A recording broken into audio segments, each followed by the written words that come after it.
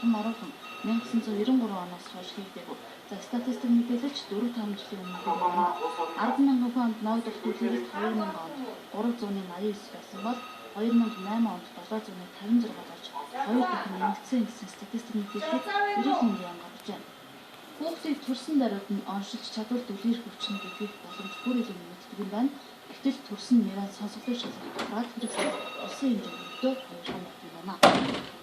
Нэрээ нэг комитет гаргаж чиглэсэн бодит хэрэглээсэн шалгаад эрсдэл өндөртэй би за эсвэл дотоод төрсөн нэрээ аваад сонсох судлан гэдэг. Тэгэхээр манай хувьд дотоод төрсөн нэрээ авахнасаа болсон юм байна.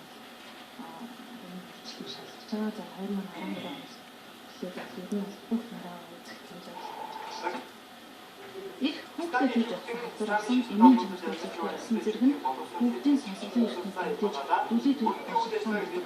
Тиймээс хүүхдэд дөнгөж төрсөн даруйд нь энэ аппаратаар шалгуулж онож тогтоолбол насан туршдаа хүүхдийн өвчлөлтэй болсон сэргийлж болох байна. Тиймээс алтаараа төлөвлөсөн залуучууд мэдээж улсын төр эмнэлгүүдэд нэрээ сонсгол шалгах аппарат оруулж ирэх санааж гаргажээ.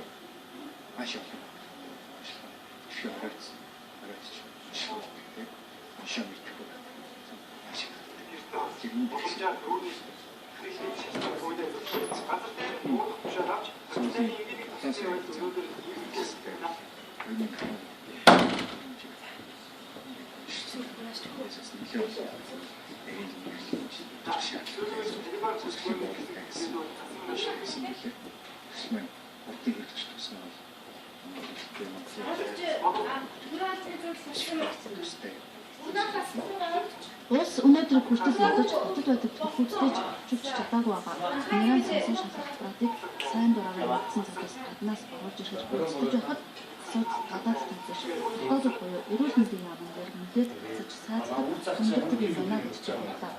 Одоо ротараа төлөвлөлтөнд хөтлөх нэг удаа болдог эрүүл мэндийн яамны байдаг. Чихааны болон мэрэгжлийн зөвлөлийн хурлыг төлөж байна. Энэ хурлаар нэрээ сонсох шалгах аппаратыг Монголд оруулж ирэх шаардлагыг шийдэх юм байна.